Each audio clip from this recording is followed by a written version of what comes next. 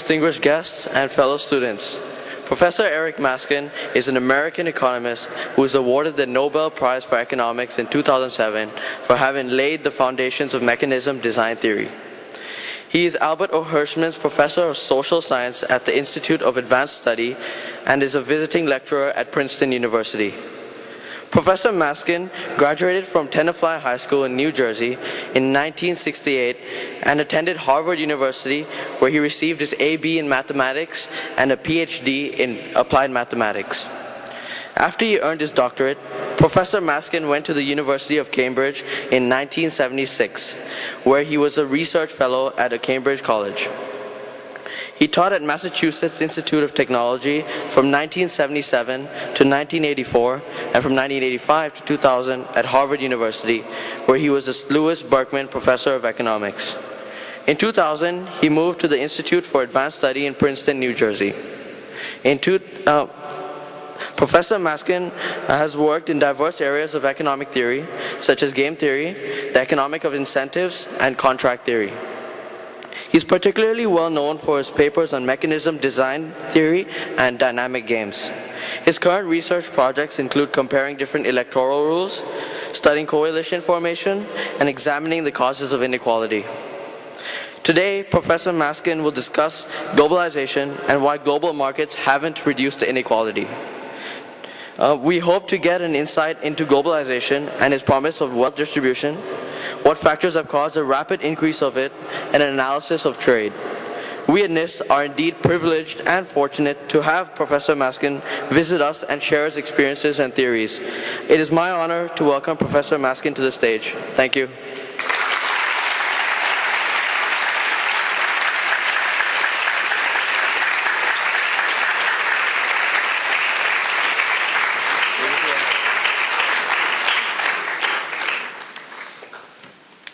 Thank you very much for that warm welcome. It's a great pleasure to be here, and I'm especially looking forward to your questions later on. So I intend to speak really only for a little while, for 10 minutes or so, and we'll say a few words about globalization from the standpoint of the work that I've been doing, but I really want to hear from you. Let me begin by just saying a few words about how I got into economics and into the problems of economic inequality. As the introduction that you just heard informed you, I actually started out on a mathematical track. So I got very interested in math when I was in high school, about your age, and I continued with math as an undergraduate in college. And I might well have continued along that path had I not fortuitously taken a class in economics from one of the great figures of economics. I didn't know he was one of the great figures then, but I certainly found out later. His name is Kenneth Arrow. He's still around, and he actually became my PhD advisor years later. But he taught a wonderful course on economics, an inspiring course, which showed me that economics offers many of the same attractions as pure mathematics. That is, it's a very rigorous subject. The language that's used to express modern economic ideas is the language of mathematics. It's quantifiable. You can actually test your theories in a thoroughgoing and precise way. And yet, at the same time, it has a strong human element to it. That is, economics has the potential to be extremely useful to society, to illuminate the problems that societies around the world face, and also to perhaps formulate solutions to those problems. And I found this combination of rigor on the one hand and the potential to do some social good on the other irresistible. And I decided to change course and to move into economics. I got a PhD in what's called applied mathematics, but if you look at what I really did as a graduate student, it was largely economics, and I worked with Kenneth Arrow, and that changed my life. Well, I mentioned a moment ago that economics has the potential for helping us understand big social problems.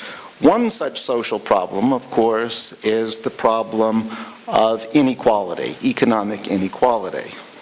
I probably don't have to explain why it is that we don't like inequality, but let me just offer a few reasons that you may well find persuasive. The first is simply the egalitarian argument.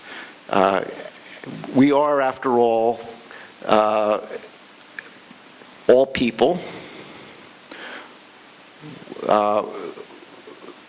There is nothing inherently special about any of us, and so it offends our moral sensibilities if some of us have opportunities and rewards far exceeding those of others. So there's an egalitarian impulse which says that that there's something inherently problematic about inequality. That isn't to say that we necessarily want absolute egalitarianism either, but the gaps between rich and poor in many countries around the world are so large that it's hard to argue that they serve a useful social function. A second reason for being concerned about inequality is that, particularly in developing countries, the people at the bottom are very badly off indeed. That is, they're not only less rich than the people at the top, but they are often living in appalling conditions, well below what we label as the official poverty line. And so even if we don't care about inequality per se, we may well worry about people who are living in dire poverty.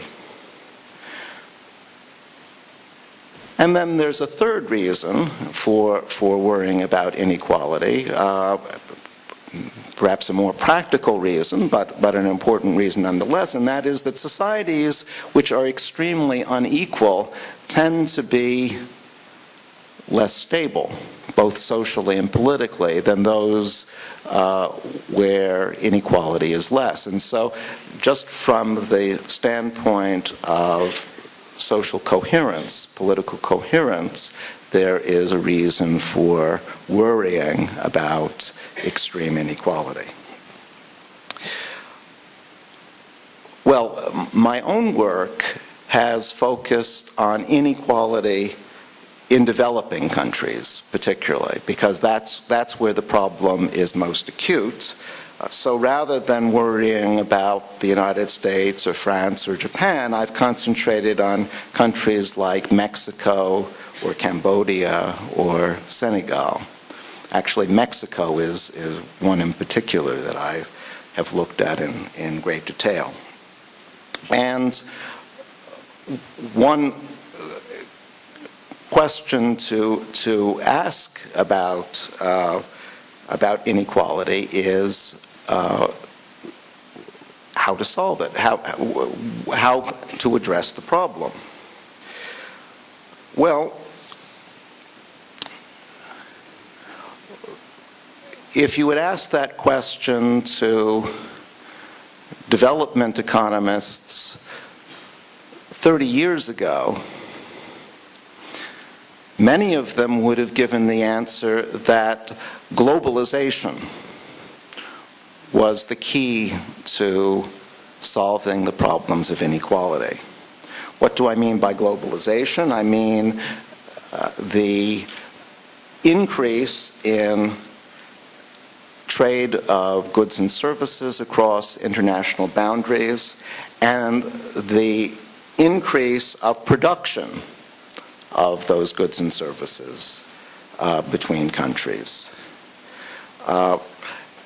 And in fact, as you're probably aware, we have seen a tremendous globalization move in the last 30 years. This globalization was fueled by dramatic decreases in transportation costs and dramatic decreases in communication costs and coordination costs, so that we see much more international trade and we see much more international production than 30 years ago. But what has been the economic consequence of that globalization? Well, one thing we have certainly seen is many countries have indeed got richer as a result. If you look at the GDP per capita, which is a measure that economists are fond of using, gross domestic product per capita,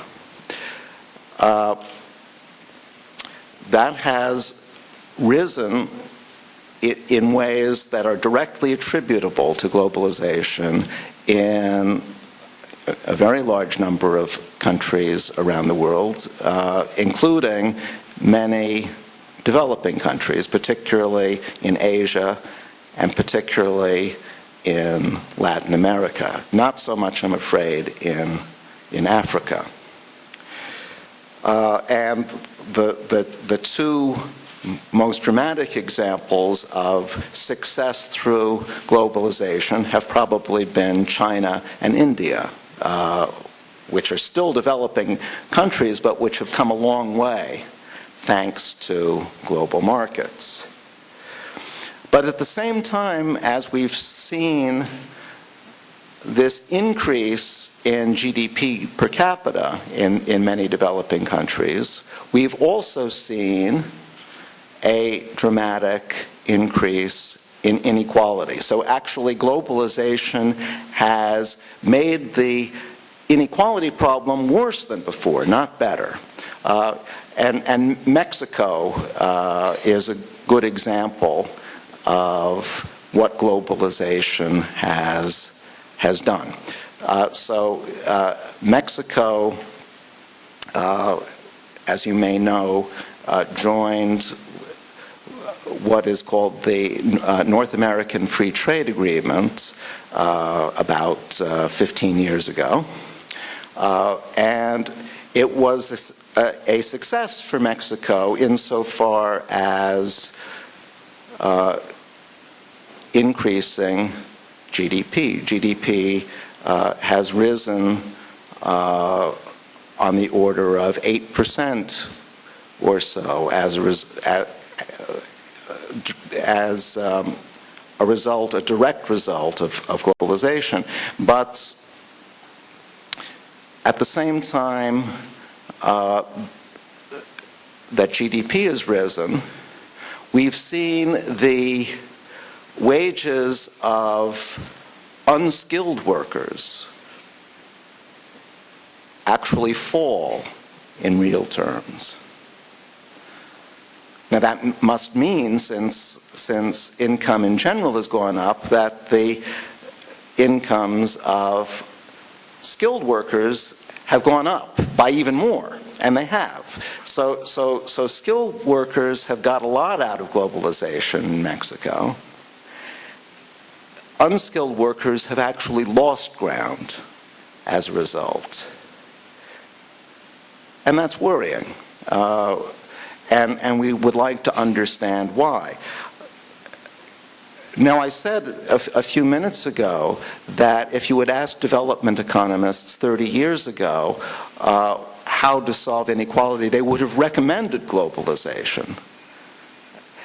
And they would have recommended it because there's a classic theory in economics called the theory of comparative advantage, which suggests that when you open the door to free trade across countries, as the North American Free Trade Agreement did, you will decrease inequality in those countries because you will give people at the bottom, the people with less skills, more opportunities to buy goods and services from abroad, that is at a cheaper price than they would have been able to obtain those goods and services were they limited simply to domestic production. So the theory of comparative advantage suggests that inequality should have gone down. It did not. And so here is a case where something else must have been going on too. The theory of comparative advantage is not the complete story when it comes to globalization. And that's the question that I've been working on. What is that something else that the theory of comparative advantage leaves out? Well, the point of view that I've been taking is to emphasize how globalization internationalizes the production process. So that one important difference between the world now and the world 30 years ago is that many, many goods are actually produced internationally. Computers may be designed in North America and programmed in Europe and assembled in China. If you're an American or a European and you have a problem with your computer and you call up the technical assistant line on your telephone to ask how to fix the computer, you're likely to get someone in India answering the phone. And the reason why you're likely to get someone in India is because India has a well-educated workforce. They have a workforce well-trained enough so that there is a large group of people, well-educated people, who can actually answer these technical questions that European and American computer owners have. So from this vantage point, globalization should be thought of as a way of giving opportunities with fairly high skills and training the chance to sell their skills on an international market. The problem is that globalization has not given people with low skills or non-existent skills similar opportunities. If all you know how to do is pick fruit, globalization is not going to help you any, because globalization doesn't give you any chances, any opportunities that you didn't have before. And that's, I'm oversimplifying here, but that in a couple of lines is what has gone wrong with globalization. Yes, it has increased wealth, but it has increased wealth and income for those with the skills and training to have the opportunity of selling those skills and training on global markets. Those without such skills and training are left behind and may actually find their incomes falling, as workers in Mexico did. Well, what do we do about all this? As you may know, there have been anti-globalization movements. And I must say that I have some sympathy for those anti-globalization movements in that I think they are very well-intentioned. They are intended to help the people at the bottom, the people without skills. And as I've been arguing, indeed, globalization has left those people out.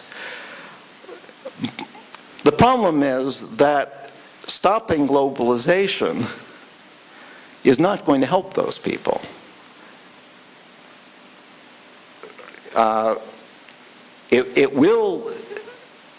It will have an effect. It will reduce the opportunities for people who do have skills, but it's not going to help the people at the bottom without skills.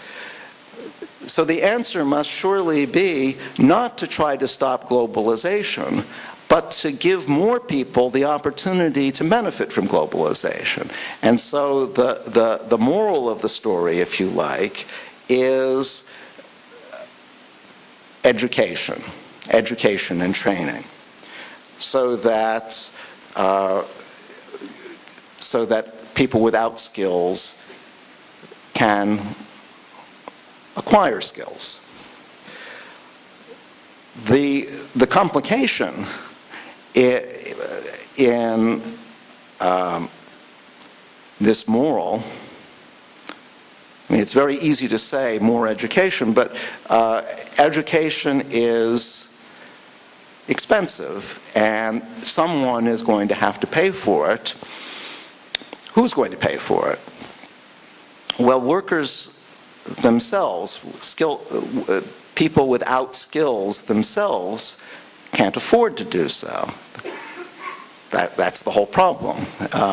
They don't have resources themselves, so they can't be expected to finance their own educations. Well, you might say, shouldn't employers finance workers' education? And in fact, in many cases, employers do contribute to training their own workers. The problem is that training by employers is not likely to be sufficient. And the reason is this. If I'm an employer and I train you to work in my company, I'm going to have to pay you more as a result of the training that I've given you. You are now a more highly skilled worker than before. You command a higher wage than before. And therefore, to some extent, my investment in you has been diminished by virtue of the higher wage I have to pay you. Furthermore, once I give you that training, of course, you have the option to walk away and work for someone else, in which case I've lost my investment altogether. So this isn't to say that employers are not going to train their workers. Of course they do, but they're not likely to provide enough training. And that's where government comes in. Government needs to play a stronger role in educating the workforce. That's where foreign assistance comes in. When development economists talk about what kind of foreign aid is most effective in addressing the problem of inequality, I would argue that they should particularly focus on skill training, and international organizations can also contribute to skill training and education.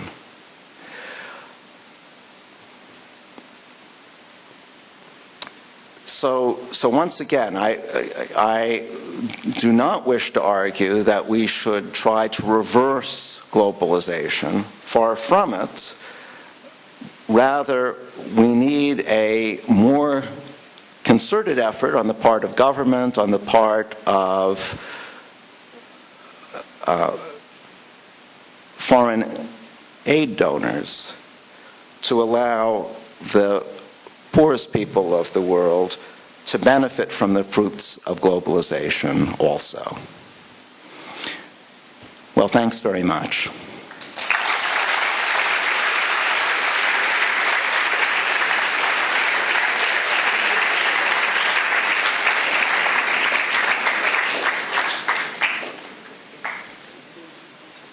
Yes, that'd be good. And now, as I said at the beginning, I would like to hear from you. The main reason I'm here is to hear about what's on your mind. Would you like to start? Thanks. Hi. What role have MNCs played in the increase in inequality as globalization occurs? Sorry, I didn't quite catch that. Can you? What role have MNCs played in the increase in inequality as globalization occurs? What role can who have play? MNCs, multinational companies. Oh, multinational companies. That's a good question, and I touched on it, I think, in my closing remarks. So. I was arguing that from the standpoint of the increase in inequality, it's the internationalization of production which has been the most important force. So MNCs have played a big role in increasing inequality because MNCs typically hire people with some skills, some education, thereby leaving the other people without skills behind in the dust. And so if MNCs are creating the problem, it's reasonable to expect them to play a role in solving the problem. And they do. MNCs do train workers, and I mentioned the Indian call centers a few minutes ago. Typically, those people are trained by the computer companies who hire them to answer rather intricate questions about what can go wrong with computers. The problem is that, as I was also suggesting, these companies do not have a strong enough incentive to solve the problem completely on their own, because if one company makes an investment in a worker and that worker then walks away and works for another company, the investment in education and training that the first company made is lost. And so companies will typically underinvest from the standpoint of what is good for society. That's why it's critically important that government get involved here too. One thing that government can do, and that some governments around the world in fact are trying, is to give companies a stronger incentive to invest in education. That one way of doing that is to give them a tax break. To the extent that a company trains its workforce, invests in training its workforce, they will pay less in taxes. That sort of creative policy on the part of government, I think, can be very effective in addressing inequality. But good question. Due to the ongoing economic crisis, right, many high-paid as well as low-paid workers have been laid off to reduce firm costs.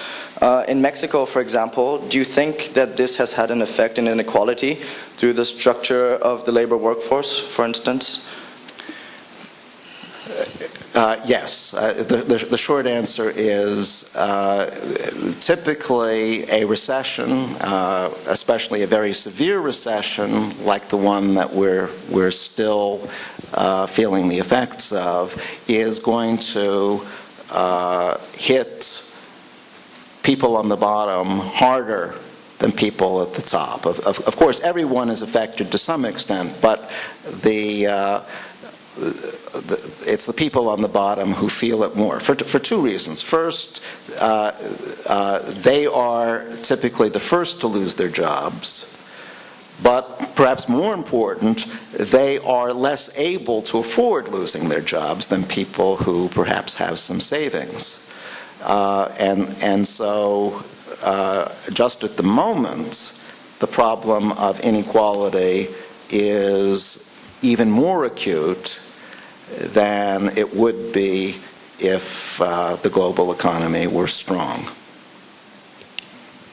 And that is why at a time of global recession, it's so important that there be social safety nets, that there be institutions like unemployment insurance, that there be adequate health care for people who lose their jobs, that there be opportunities for workers to get retrained for jobs where they might be able to get reemployed.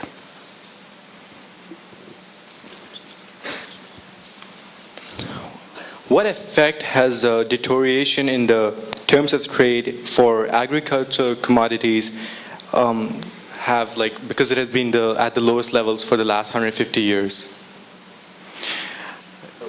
Well, certainly another unfortunate effect of the recession has been the deterioration of agricultural prices.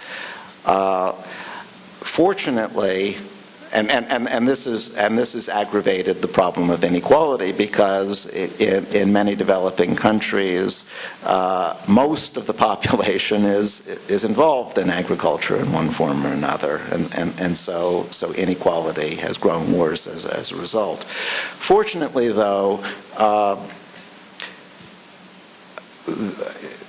this deterioration is almost certainly temporary. That is, once the global economy gets back to normal, we can expect a recovery of agricultural prices.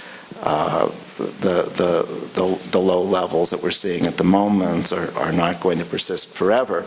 But your question touches on a serious long-term problem, which is that one of the problems with agriculture as a development strategy is that agricultural prices have tended historically to be very volatile.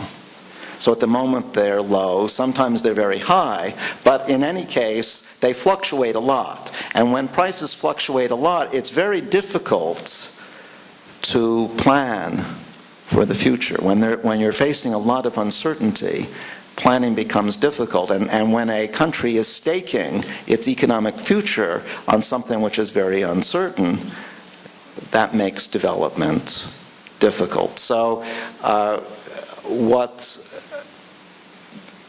many developing countries have come around to is the view that, yes, agriculture is a good thing to develop, but it's important to also develop other things as a safeguard against price fluctuations. So a unilateral development strategy is likely to be too risky. Thanks for the question.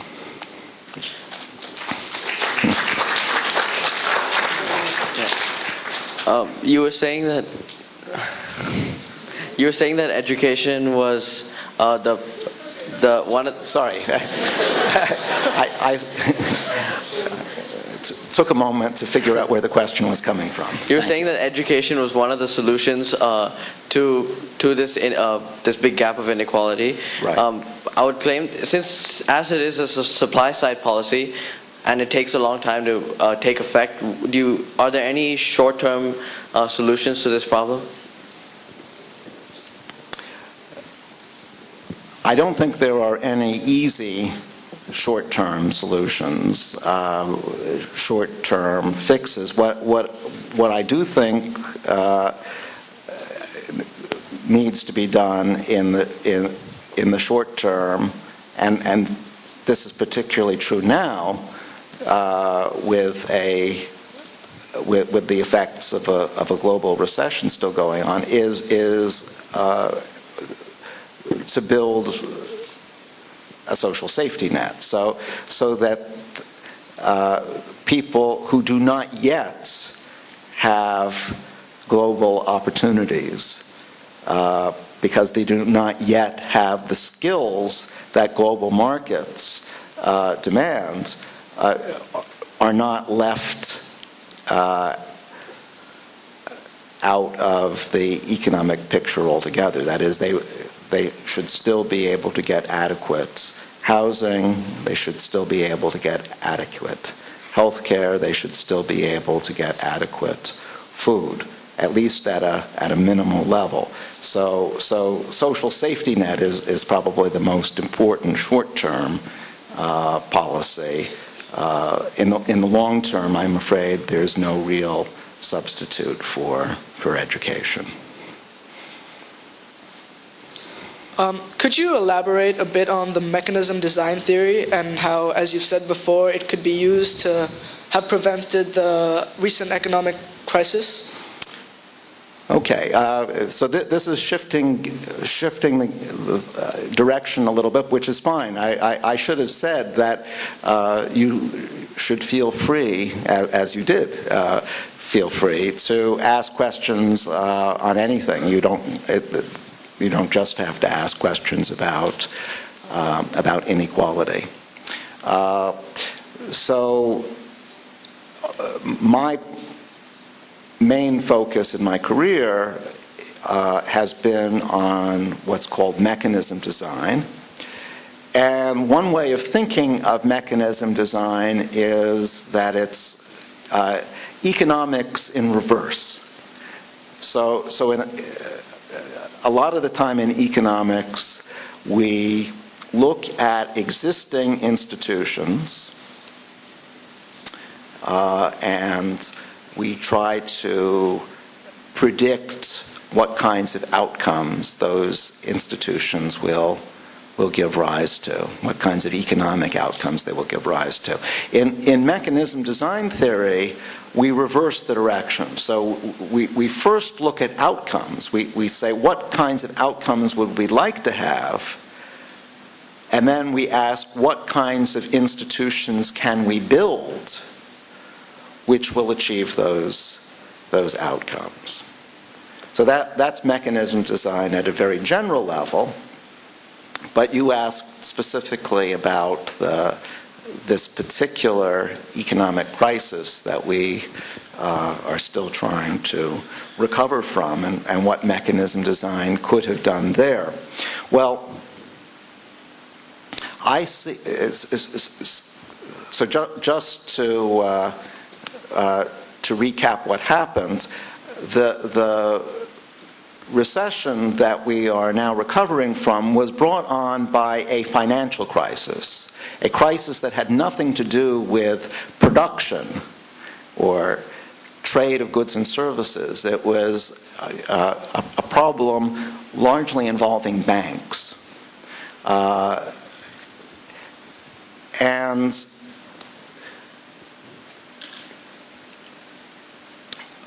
the reason why these banks got into trouble is that financial markets, unlike most other markets, are not self-correcting. Unfortunately, that lesson that financial markets are not self-correcting was forgotten by many policymakers around the world, but it's a lesson which history has validated over and over. What do I mean by a self-correcting market? Well,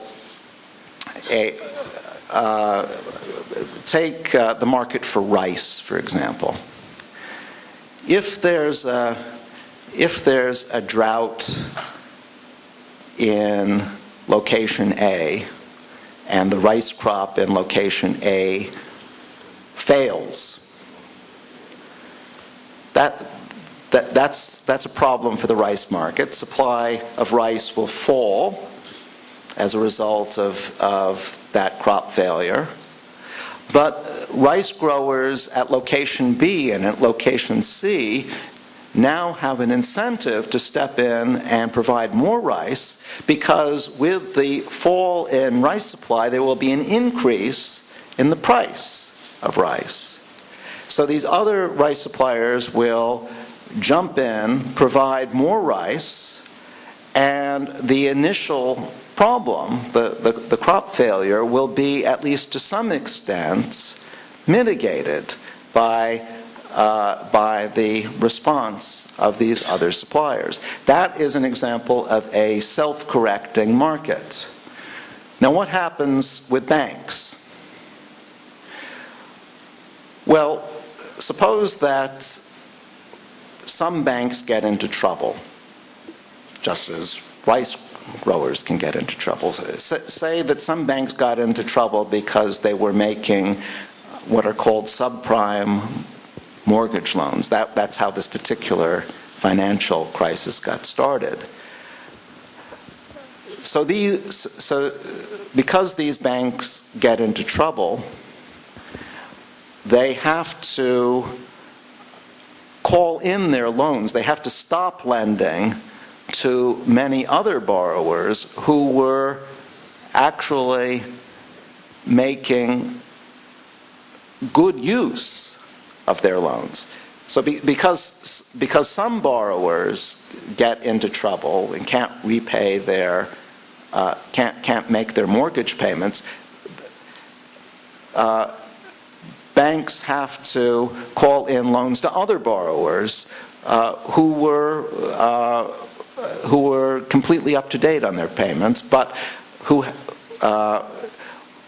who suffer nonetheless because the bank itself is in trouble and can't afford to make these loans anymore. So these other borrowers have to repay their loans, but then that causes other banks to get into trouble because these other borrowers, having to repay some loans early, can't afford to pay other loans that they've received from these other banks. So these other banks get into trouble.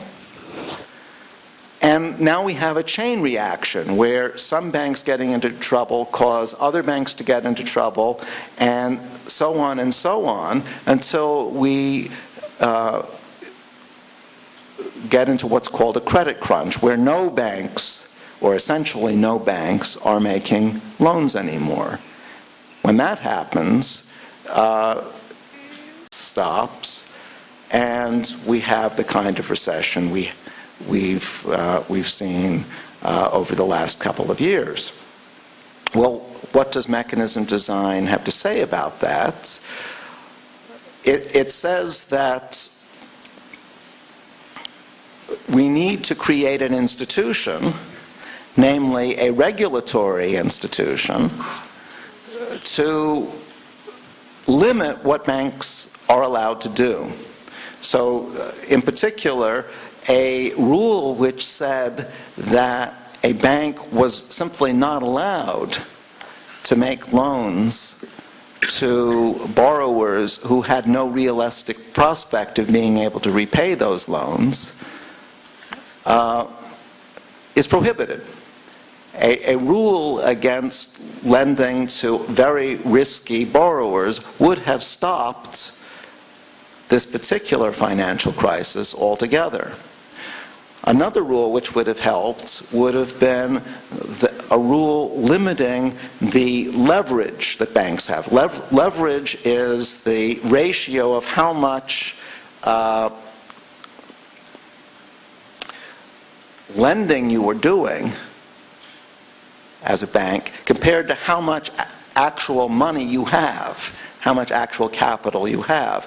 Banks typically had very large leverage ratios. They were doing much, much more lending than their capital would allow for. This was a very lucrative policy for individual banks. But collectively, it made these banks very vulnerable, because if one bank fell, then other banks, very highly leveraged banks, would suffer even more as a result of their leverage. They would get into trouble much more easily as a result of their leverage. And so a policy limiting leverage, as in fact the current American administration, the Obama administration, has proposed, might also have stopped this problem from happening in the first place. Well, a leverage policy, a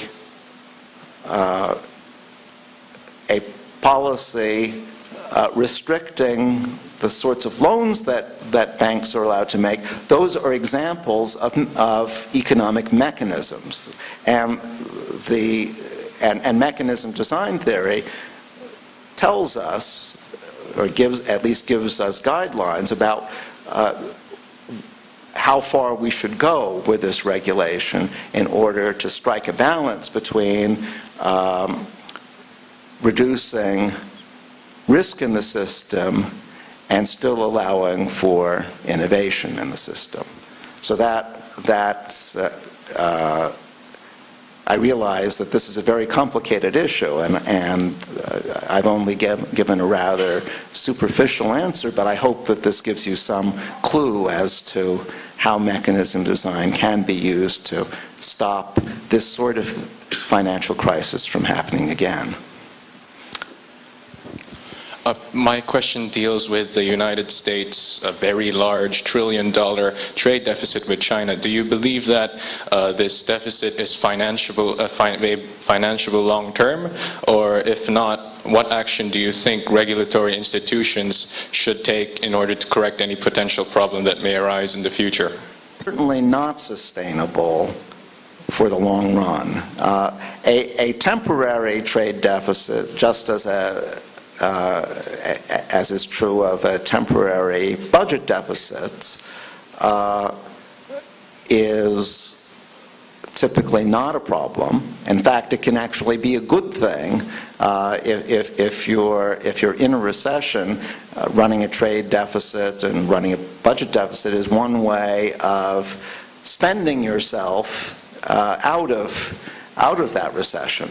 But it's not viable in the long run, because in the long run it impoverishes your country. It means that you owe more and more to foreigners. So what can be done about that? Well, there are some natural corrective mechanisms which operate or which could operate all by themselves. And one of them is the exchange rate. If I'm running a trade deficit with you, that is you're running a surplus, I'm running a deficit, then one way of correcting that situation for the long run is for your currency to appreciate relative to mine. Unfortunately, in the case of China, as you may know, the Chinese government has deliberately prevented its currency, the RMB, to appreciate, or at least to appreciate as much as market forces would dictate. Now, I happen to think, and many other economists think, that this is unfortunate. It's clearly unfortunate for the United States, but it's probably also unfortunate for China, because although it allows them to maintain strong trade surpluses, in the long run, the whole purpose of running a trade surplus is for the sake of your own population. The whole reason for having an economy is so that the people in your country can benefit from that economy. And to the extent that the RMB is undervalued, Chinese citizens themselves suffer because they end up paying higher prices for goods than they otherwise would. So probably the most straightforward mechanism for at least addressing the current imbalance between the US and China, and a mechanism which would benefit both sides, is a currency appreciation. There are other things that can be done too, but I think that would probably have the most force.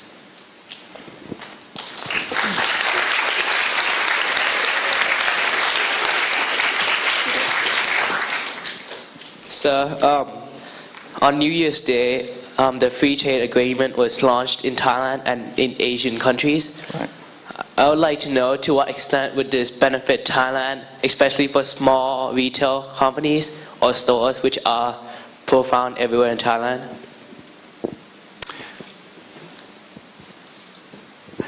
Yes, well, I was lucky enough to participate in a forum in Nanning a week or so after the introduction of this new free trade area, the China ASEAN free trade area, and I think on the whole it's a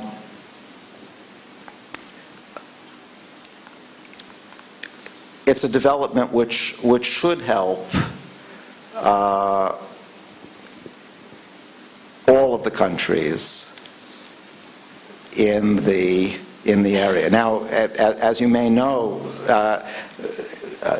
some countries are like Cambodia, for example, are more or less exempt from the tariff reductions that are entailed by this new agreement for at least the next 5 years. So the poorer countries in ASEAN will see their tariffs fall only by 2015.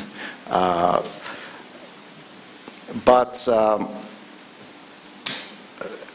tariff reductions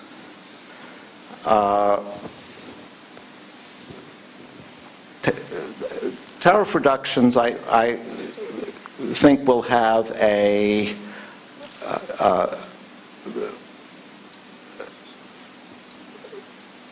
positive effect on Thailand and on other countries in ASEAN which are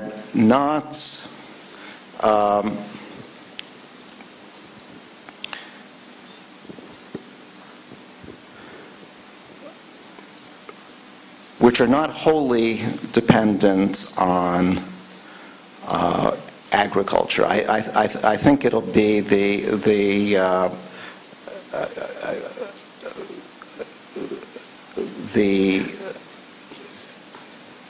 agricultural sectors which face the greatest uncertainty. I was saying before that agriculture is inherently uncertain, but whenever you take a big step like eliminating tariffs, you increase uncertainty. So I worry a bit about the future of agriculture, at least temporarily, as a result of this new free trade agreement. But on the whole, I think other industries are going to benefit because other producers are going to have a larger and cheaper market. They will be able to sell without paying the same price per unit as a result of this agreement. They will be able to sell to a much wider set of consumers, and that has to be a good thing. So on the whole, I'm quite optimistic about the economic consequences of the new free trade area.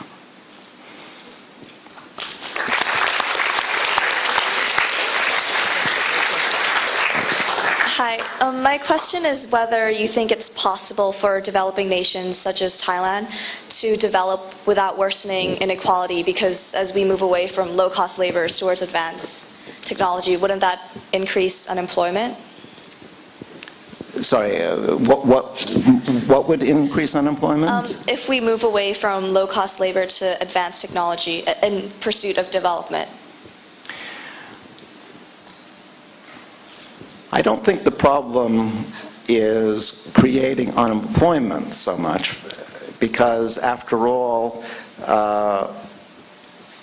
wages can always adjust. That is, if demand falls for a particular kind of labor, that doesn't mean that workers providing that kind of labor are necessarily going to be unemployed. What is most likely to happen is simply that their wage will fall, so that they won't be as rich as they used to be.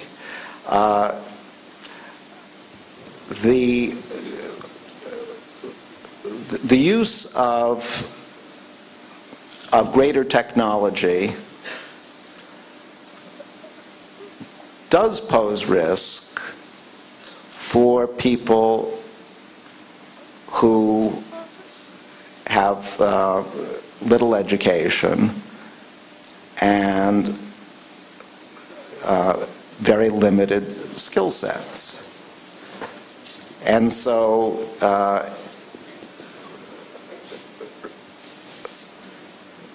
yes, I'm afraid that new technology can be a force for greater inequality. But that's why we shouldn't sit back passively as citizens and let the market do everything by itself. It's essential that citizens through their governments extend education and training to broader segment of the population, that, I think, is the only effective way of dealing with the force for greater inequality that new technology is inevitably going to bring. I don't think it's realistic to say, well, we shouldn't innovate, we shouldn't bring in new technology. That's looking backward, and even if we wanted to stop such innovation, we're almost powerless to do so, and we would probably be hurting more people than helping. But what we can do is to bring the lower part of the skill distribution up a bit so that they can benefit from this new technology as well. We know from many countries around the world that it's the people with skills who benefit the most in time of rapid economic development. So thanks for your question.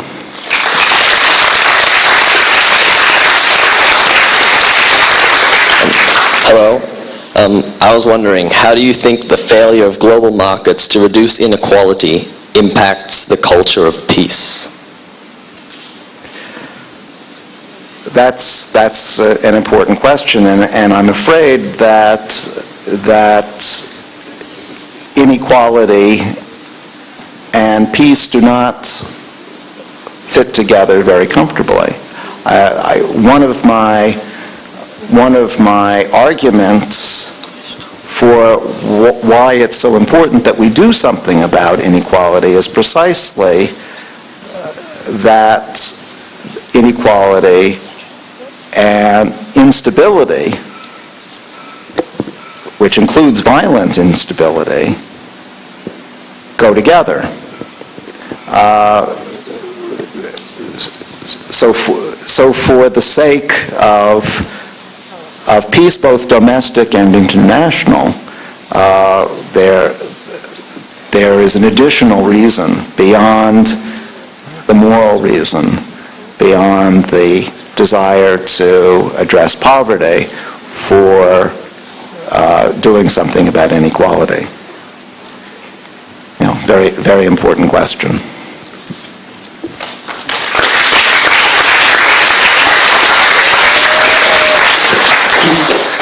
Are there any examples of developing countries today that have been successful in reducing inequalities? And if so, how have they done so?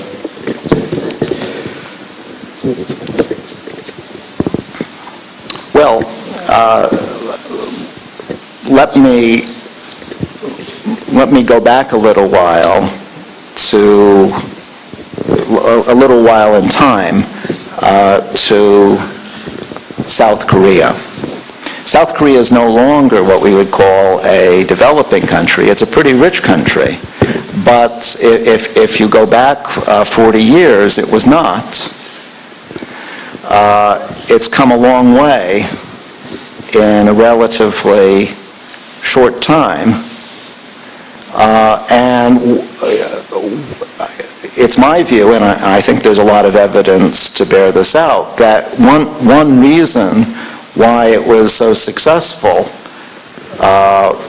in not only developing quickly, but developing in a way which did not introduce huge inequalities, is because of the importance that the government placed and still places on education. I've spent a fair amount of time in Korea, and I have come to appreciate that people there are obsessive about education. Korean parents I'm not necessarily saying that this is a good thing.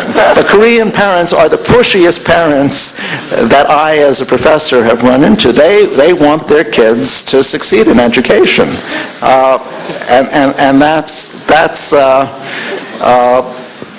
that may put some pressure on the kids, but it's a culture which has allowed Korea to come a long way quickly. Now,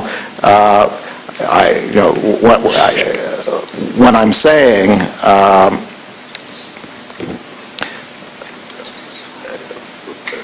of course, translates into government policy. That is, if the population of the country demands good education, then government is going to have to provide it, and that's precisely what happened in South Korea, which has not only some of the finest universities in Asia, but also some of the best high schools as well. I know because I had a chance to meet a fair number of high school students too.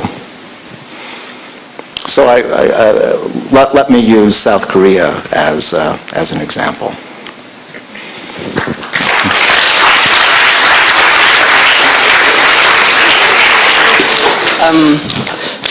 From your studies and understanding of game theory, I mean, you specified education as a mean of to this world. Is there any other factors to consider for today's world? Of course, I certainly am not endorsing education as the panacea, as the solution to all economic problems. There are many other things besides education that an enlightened government must attend to. Let me step back and say why it's important that governments play active roles in a country's economic life. The oversimplified view of what economists say is that it's not necessary for government to intervene in the economy because markets will solve all problems by themselves. That's oversimplified because it ignores some very important markets which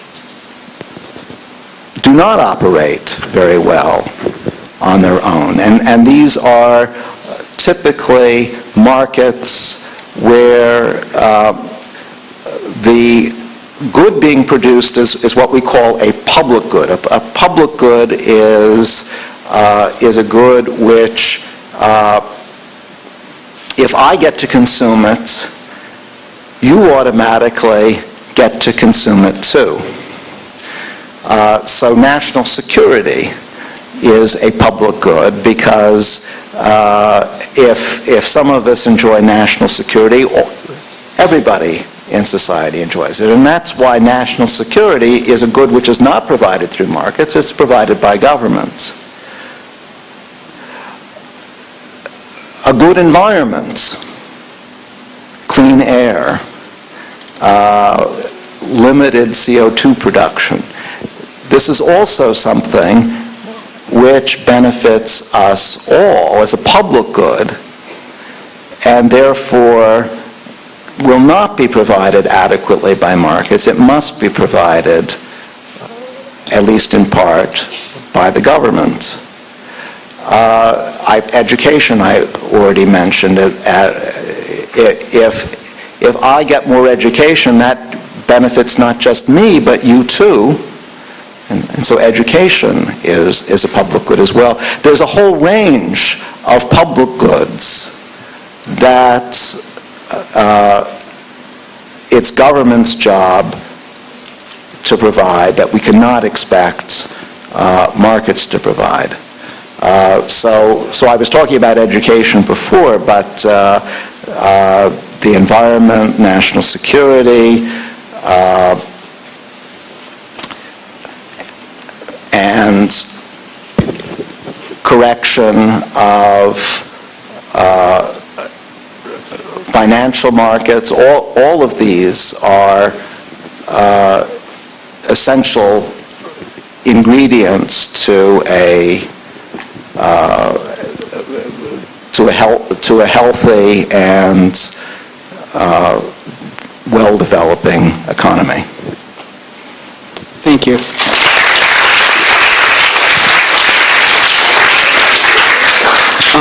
As you know, the Doha rounds of talks are about to start. Do you think developed countries can play a role in removing the barriers to free trade? And if so, then how?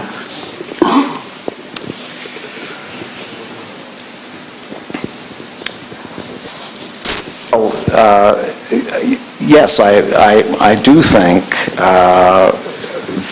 that developed countries are